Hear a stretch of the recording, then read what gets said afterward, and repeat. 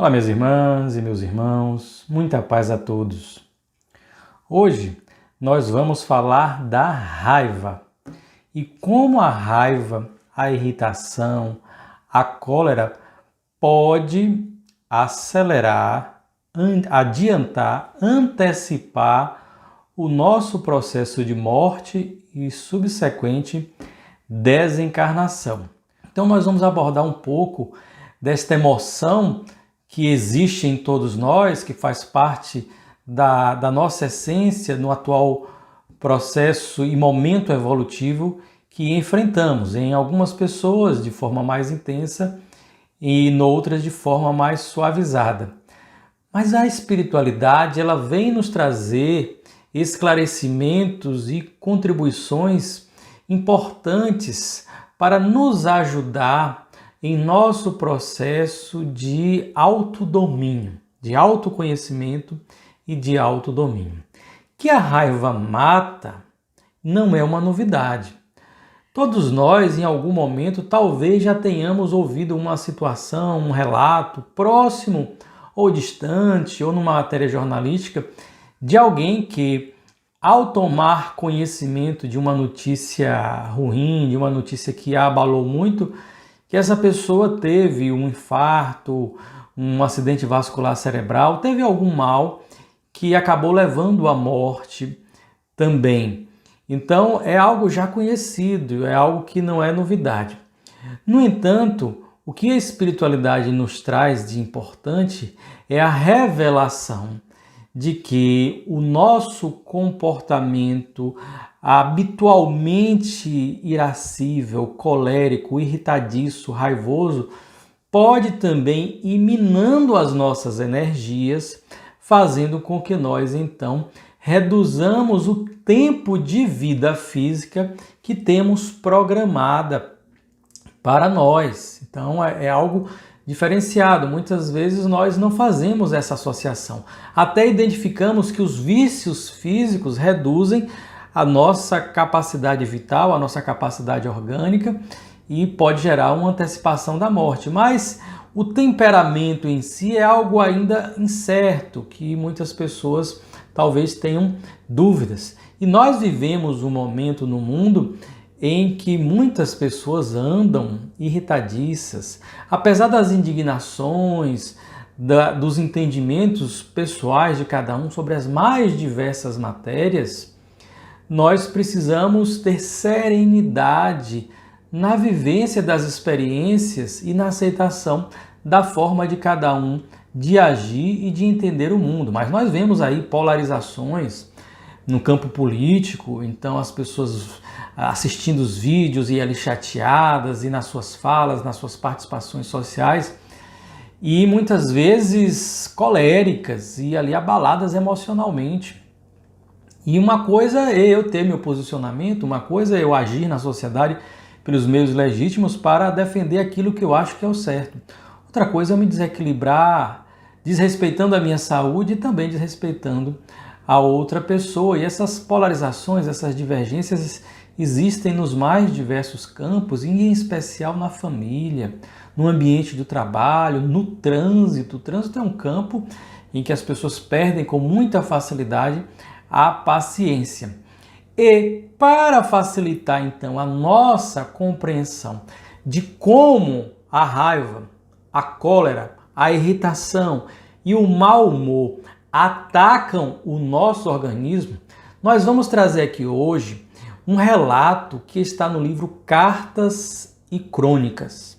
É uma obra que foi uma obra mediúnica que foi oferecida pelo espírito Humberto de Campos utilizando o pseudônimo Irmão X e que foi recebida pela psicografia de Francisco Cândido Xavier.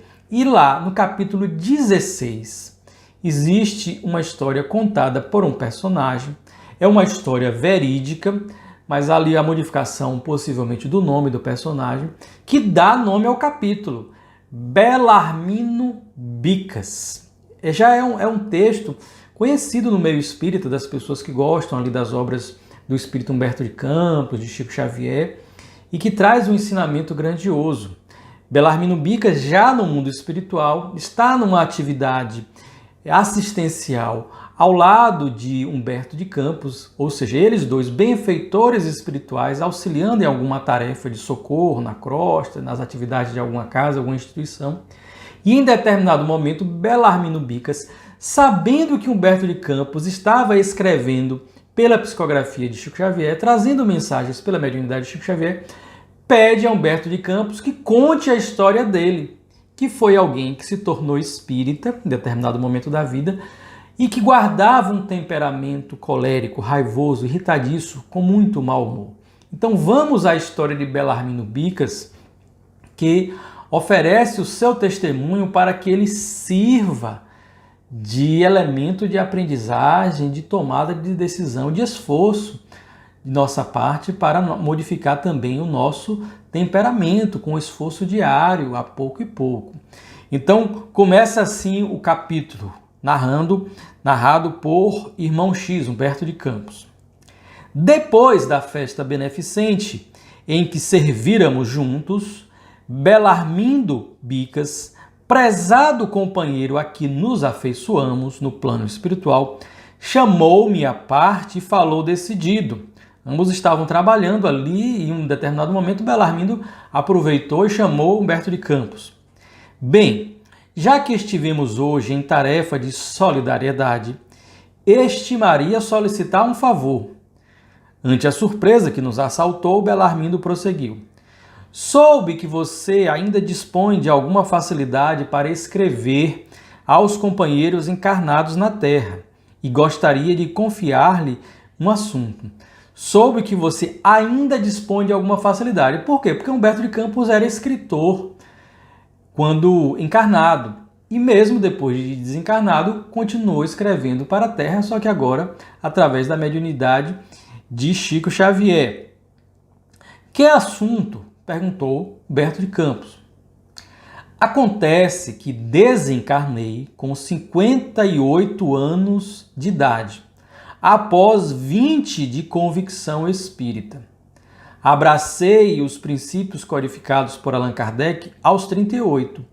E como sempre fora irascível por temperamento, organizei, desde os meus primeiros contatos com a doutrina consoladora, uma relação diária de todas as minhas exasperações, apontando-lhes as causas para estudos posteriores.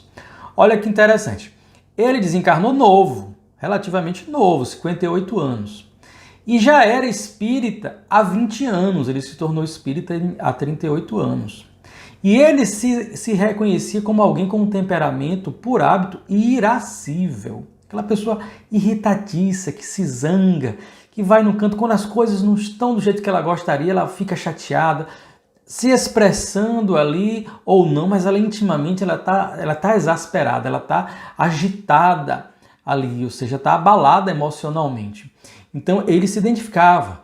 E é natural que ele começasse então a fazer essa análise mais aprofundada, porque uma das vertentes principais da doutrina espírita é nos auxiliar em nosso autoconhecimento.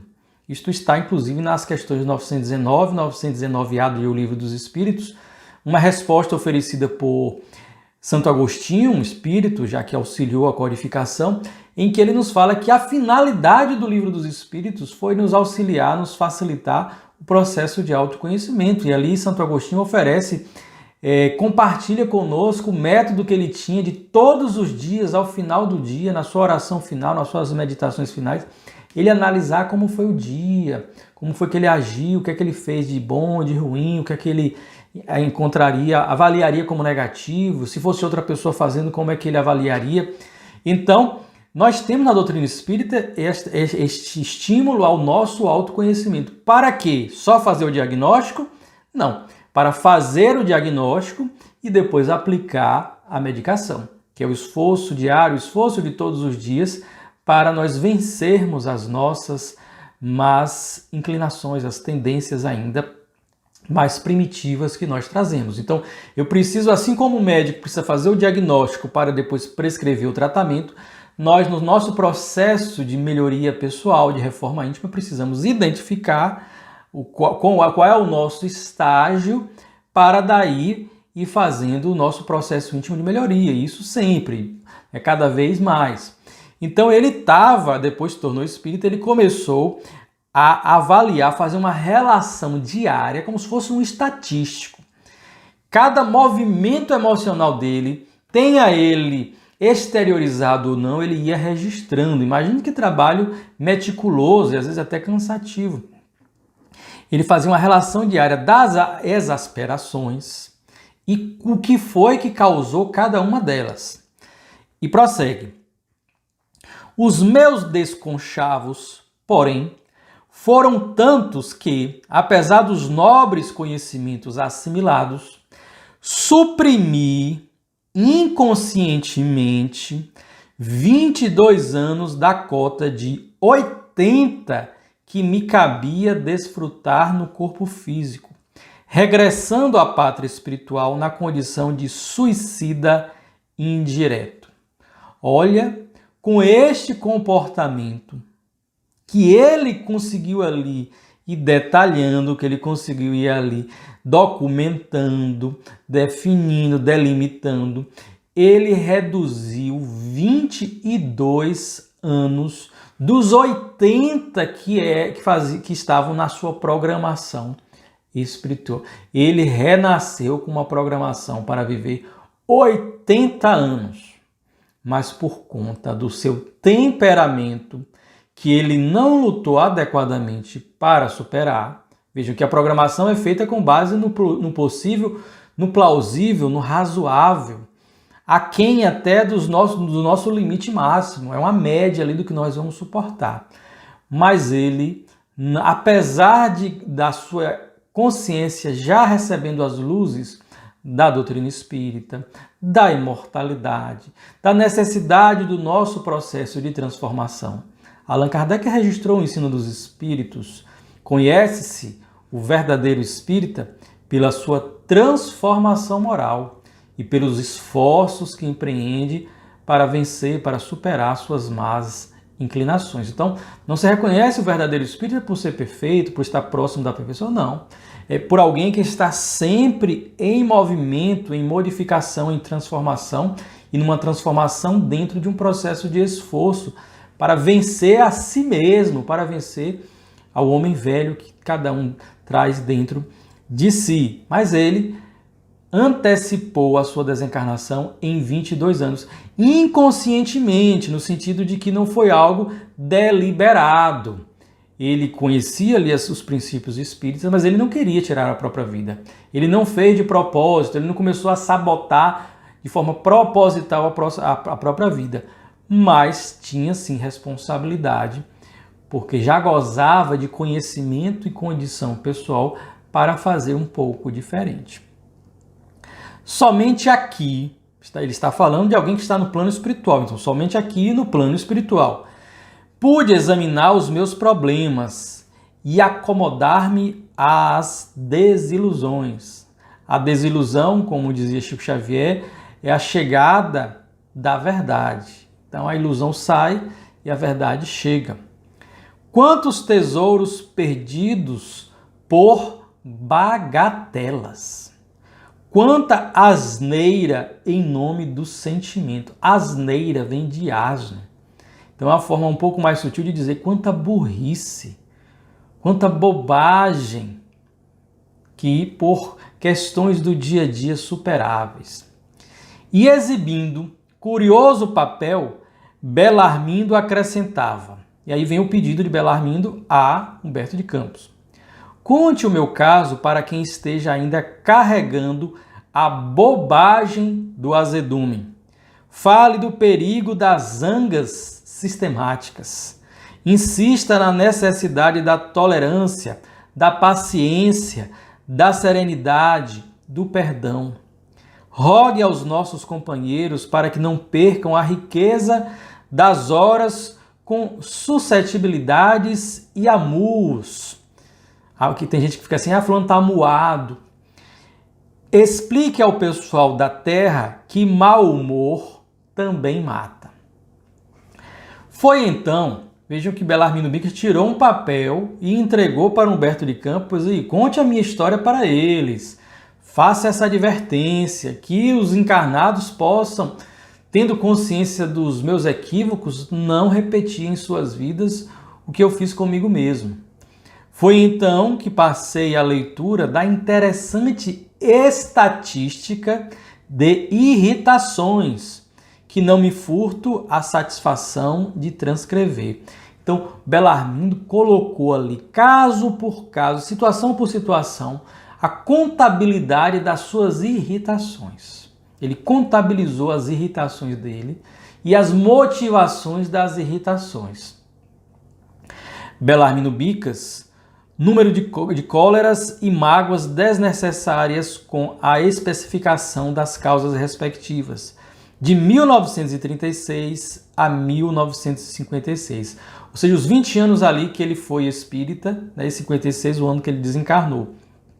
Então tem até título, né, daquela estatística. Belarmino Bicas, traço, número de cóleras e mágoas desnecessárias com a especificação das causas respectivas, de 36 a 56. E aí vejam os números. E quando a gente vê, ou ouve pela primeira vez, ou lê os números, pode parecer até exagerado e assustar, mas esses são os movimentos íntimos, dos mínimos aos maiores. A gente às vezes chega num lugar, vê uma coisa, se incomoda, assiste na televisão alguma coisa, fica indignado, se descontenta. E assim, para além do razoável, para além de uma análise serena, então tem um movimento íntimo que gera um pequeno abalo, desde um pequeno até um maior. Então ele contabilizou tudo. Vamos lá, a contabilidade de Belarmino Bicas. 1801, em razão de contrariedades em família, cóleras e mágoas em razão de contrariedades em família. 906, por indispor-se dentro de casa em questões de alimentação e higiene. Chegou lá, ó, essa mesa aqui tá suja, ou a comida não tá boa, ou isso e aquilo. 1614, por altercações com a esposa, em divergências na conduta doméstica e social. Aí a mulher sai, fala alguma coisa, ele, por que você falou isso? Ou vestindo essa roupa, né, no machismo que vigorou por muito tempo e ainda vigora em nossa sociedade. Então, querendo controlar o comportamento, o que o outro fala, o que o outro faz. 1801, por motivo de desgostos com os filhos, genros e noras. 11, por descontentamentos com os netos. Só 11. Veja, com os netos ele era tolerante, talvez naquela postura normal do avô, né, do avô e da avó, ali que são bem tolerantes com os netos, que até estragam os netos. Né? Então, ele só se descontentou com os netos 11 vezes. E a gente não sabe quanto tempo ele teve contato com os netos, quantos netos eram, mas aqui da lista dele é o que tem menos registros. 1015, por entrar em choque com chefes de serviço. 1333, por incompatibilidade no trato com os colegas. 1012, em virtude de reclamações a fornecedores e lojistas em casos de pouca monta. Então, não gostou de um serviço, da entrega, da embalagem. Hoje em dia a gente liga, né, para cancelar um serviço, reclamar de uma cobrança indevida. Quantas vezes nós nos exasperamos, até conseguir conversar com alguém, passando ali pelos robôs que vão nos atendendo, a gente já chega irritado na pessoa que está lá fazendo o seu trabalho. 614, tudo isso aqui, irritação ou mágoa. 614, por mal entendidos com vizinhos. 315, por ressentimentos com amigos íntimos. 1089, por melindres ante o descaso de funcionários e empregados de instituições diversas. 615, por aborrecimentos com barbeiros e alfaiates. Ele devia ser uma pessoa muito exigente, gostar das coisas nos mínimos detalhes, perfeccionista. Perfeccionismo não é virtude, é um desregramento íntimo ali na sua avaliação, nas suas expectativas, na sua as suas exigências. Buscar a perfeição é algo positivo, mas perfeccionismo, esse ismo aí, já representa algo que vai para o além do que é adequado, do que é sereno. Então ele devia ser alguém perfeccionista, aquela pessoa enjoada, então que queria tudo do jeito. Vai cortar o cabelo, quer que a costeleta fique ali no exato sentido. Terminou, olhou, não gostou um pouquinho, pode até não reclamar, mas se exasperou um pouco. 777 irritações por desacordos com motoristas e passageiros desconhecidos em viagens de ônibus, automóveis particulares, bondes e lotações. No trânsito, né? No trânsito, ele como passageiro ou ele como condutor. 419 por desavenças com leiteiros e padeiros. 820 por malquistar-se com garçons em restaurantes e cafés. 211 por ofender-se com dificuldades em serviços de telefones. 901 por motivos de controvérsias em casas de diversões. 815 por abespinhar-se com opiniões alheias em matéria religiosa. 217 por incompreensões com irmãos de fé no templo espírita. 901 por engano ou inquietação diante de pesares imaginários ou da perspectiva de acontecimentos desagradáveis que nunca sucederam. Era aquela pessoa que sofria por antecipação. Alguém ligava ou tocava na campainha, depois essa pessoa saía. Meu Deus, o que será que foi que aconteceu? Será que quem é que está querendo falar comigo? E começa a sofrer. E ali criando na cabeça, imaginando coisas ruins, coisas negativas. Alguém fala, eu quero falar com você depois. E aquela pessoa começa a ficar doente, sofrendo. Então, olha, por engano ou inquietação diante de pesares imaginários ou na perspectiva de acontecimentos desagradáveis que nunca sucederam. Total, em 20 anos, ele sendo espírita, ele teve 16.386 exasperações inúteis. Colocando aí 10 anos, 365 dias por ano, então 10 anos, 3.650 dias. 20 anos, 7.200 e poucos dias, né? Quase 300 dias. Então, em 7.300 dias, mais ou menos, ele teve 16.000 exasperações inúteis. Então, era mais de 2 por dia. Mais de 2 vezes por dia, ele se descontrolava. Quando a gente coloca isso por dia, a gente verifica, então até agora eu estava achando que era exagerado. Mas é porque ele anota. Então, quantos de nós passamos um dia inteiro sem nos exasperarmos um pouquinho? Sobretudo se tem família grande. Sobretudo se está envolvido com as questões, os problemas do mundo aí de forma mais próxima. Não é que a gente não deva, mas a gente tem que ter esse esforço de autocontrole. E aí vai dizendo Humberto de Campos. Esse o apanhado das irritações do prestimoso amigo Bicas. 16.386 de sabores dispensáveis em 7.300 dias de existência. E isso nos 4 lustros mais belos de sua passagem no mundo. Cada lustro 5 anos, então nos 20 anos mais belos de sua passagem no mundo, porque iluminados pelos clarões do Evangelho redivivo.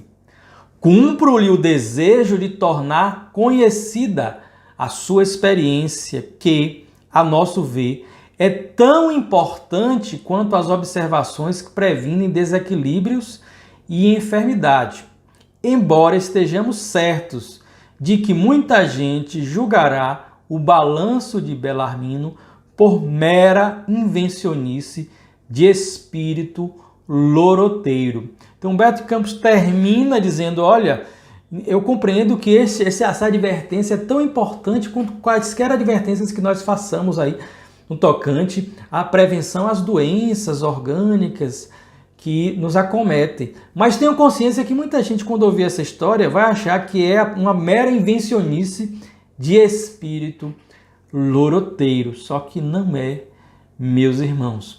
E aí nós vamos encontrar em diversas outras obras da literatura espírita a advertência em relação, em face do nosso temperamento, das nossas emoções desequilibradas, dos nossos destemperos, da nossa condição irascível. Em outros momentos eu já relatei aqui a história de André Luiz, espírito, autor da obra Nosso Lar, quando ele é identificado no mundo espiritual como suicida indireto ou inconsciente. E ele fica surpreso porque ele não queria se matar, ele não fez nada deliberado para se matar, assim, um ato final, mas ele teve um temperamento colérico e irascível e é advertido, ele toma consciência através de um médico espiritual de que, por conta do temperamento dele, o organismo dele não teve força suficiente para aplacar o mal orgânico do qual ele foi acometido. Então, se seu sistema imunológico estava enfraquecido em razão dos abalos repetidos por conta das suas emoções desequilibradas. Tem um livro maravilhoso de André Luiz, um livro de mensagens, capítulos curtos, mensagens belas, em que no capítulo Não Perca, livro Meditações Diárias, André Luiz através de Chico Xavier, em que ele, no capítulo Não Perca, ele fala num dos parágrafos: em qualquer acesso de irritação, vejam aqui, em qualquer acesso de irritação, há sempre um suicidiozinho no campo de suas forças. E ele termina esse capítulo, que tem várias outras mensagens, dizendo: não perca a paciência. Recorde a paciência inesgotável de Deus, a paciência de Deus conosco.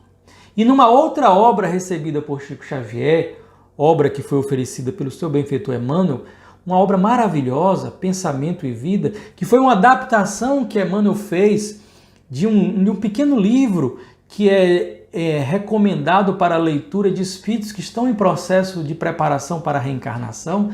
E aí, a pedido de alguns companheiros, ele fez uma adaptação para nós reencarnados.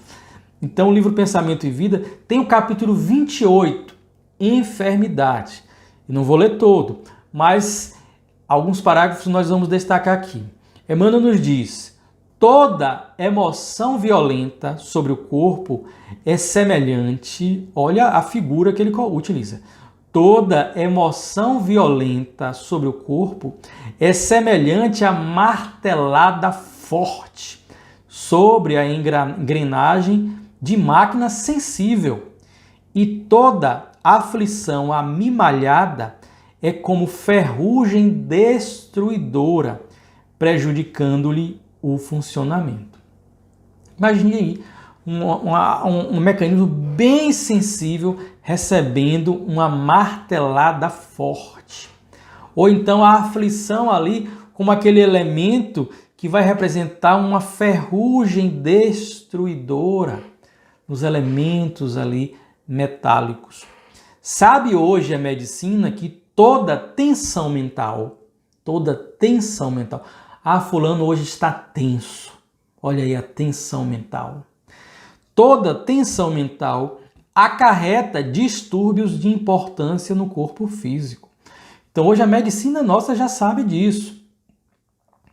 Mais adiante ele fala: cultivar melindres e desgostos, irritação e mágoa é o mesmo que semear espinheiros magnéticos.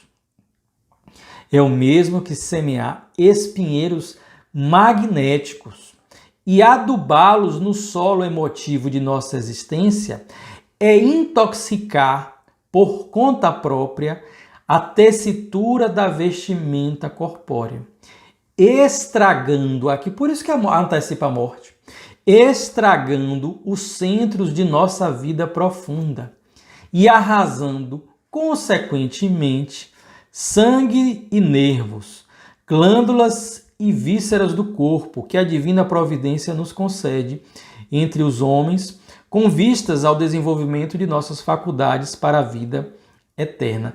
Então nós vamos gerando uma desarmonia nos centros vitais, nossos centros de força do corpo perispiritual, e essa desarmonia no perispírito, que é o corpo que sustenta, é o corpo que sustenta o corpo energético, que vitaliza.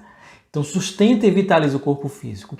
Se o perispírito, ali com o corpo vital, ele começa a ficar desarmonizado, vai gerar uma correspondência no corpo físico e aí gerando problemas em todos os nossos elementos orgânicos. E então encerra Emmanuel o capítulo que tem o título Enfermidade, da obra Pensamento e Vida. Guardemos, assim, compreensão e paciência, bondade infatigável e tolerância construtiva em todos os passos da senda. Porque somente ao preço de nossa incessante renovação mental para o bem, com o apoio do estudo nobre e do serviço constante, é que superaremos o domínio da enfermidade, aproveitando os dons do Senhor e evitando os reflexos letais que se fazem acompanhar do suicídio indireto. Vejam que nas três obras que eu aqui trouxe, Cartas e Crônicas, o capítulo de Bellarmino Bicas, a obra Meditações Diárias, o capítulo Não Perca, de André Luiz, e o livro Pensamento e Vida, o capítulo 28, Enfermidade. Nos três, a espiritualidade amiga, através de Humberto de Campos, de André Luiz e de Emmanuel, nos fala que as nossas emoções desequilibradas, em desarmonia, e este processo repetido e sequenciado vão gerando a nossa desarmonia espiritual, perispiritual e, consequentemente, orgânica. Isso vai restringindo o nosso período de vitalidade no corpo físico, vai antecipar a morte do corpo físico.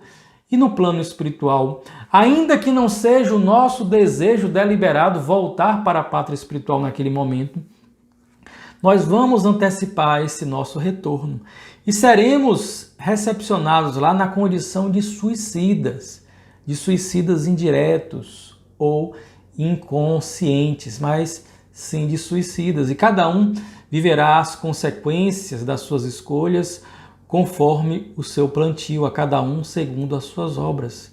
Então, meus irmãos, que aproveitemos essas lições maravilhosas, esse testemunho do Espírito ali que recebeu o pseudônimo ali de Bellarmino Bicas, e façamos esse esforço para ir equilibrando as nossas emoções, para que pensemos como espíritos, que diante das injustiças do mundo, lembremos de Jesus, o nosso anjo guardião maior do planeta, aquele que só trouxe verdade e amor, aquele que não feriu jamais a ninguém, aquele que jamais mentiu, aquele que jamais falseou, aquele que jamais foi demagogo ou hipócrita, aquele que jamais se impôs pela força contra ninguém, aquele que só espalhou amor e saúde. Mas na hora em que ele foi posto em julgamento e ao lado dele um criminoso conhecido, Barrabás, a coletividade gritou por Barrabás e pela morte do Cristo. Se ele, Jesus, o amor encarnado, não foi compreendido pela humanidade, então que tenhamos paciência, que busquemos aquela paz que ele nos deixou, que não é a paz do mundo, mas aquela paz que consola os nossos corações. Nos espelhemos em Jesus, lembremos dele e, sobretudo, saibamos que o mundo continua e continuará sempre tendo Jesus na condução e na direção. E cabe a cada um escolher estar ao lado de Jesus, buscando auxiliá-lo, ainda que minimamente, mas o convite é feito para todos. A porta é estreita, mas todos podemos fazer o esforço moral, o esforço de modificação íntima para por ela passar, nos livrando, nos divorciando das características ainda inferiores e tendências negativas que trazemos de muito tempo. Que o Mestre Jesus nos abençoe sempre e que Deus, nosso Pai, seja sempre louvado e esteja sempre em nossas vidas. Muita paz.